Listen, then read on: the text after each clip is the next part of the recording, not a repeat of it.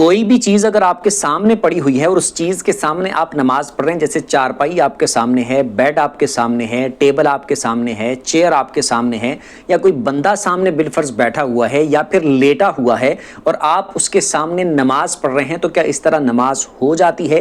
ये इनका सवाल है। तवज्जो के साथ इसकी डिटेल समझ लें। ये बात याद रखें, अगर कोई बंदा सामने बैठा हुआ है तो उसका मुंह आपकी तरफ नहीं होना चाहिए। इस तरह उस बंदे का मुंह आपकी तरफ हो और आप उस तरह नमाज पढ़ रहे हो तो ये मकरूह तहरीमी है, यानी हराम के करीब है। इस तरह नहीं करना चाहिए।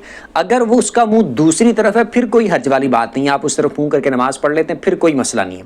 या बिलफर्ज वो लेटा हुआ है चारपाई पर, बेड पर, या बिलफर्ज ज़मीन पर भी लेटा हुआ है और वहाँ पर आप नमाज अदा कर रहे हैं, तो भी कोई हर्ज नहीं, आपकी नमाज बिल्कुल ठीक हो जाती है। लेकिन उसका मुँह अगर आपकी तरफ है, यानी आपने किबले की तरफ मुंह किया हुआ है और वो बंदा सामने है और उसका मुंह आपकी तरफ है, तो इस तरह अगर नमाज पढ़ते हैं तो फिर ये मकरूह तहरीमी है, ऐसा नहीं करना। और अगर सामने बेड है, चारपाई है, चेयर है, टेबल है, या इस तरह की कोई भी चीज़ आपके सामने पड़ी हुई है और आप उस तरफ मुंह करके नमाज पढ़ रहे हैं, तो इस चीज़ में कोई हर्ज वाली बात नहीं है, आपकी नमाज बिल्कुल सही ठीक तरीके से हो जाती है।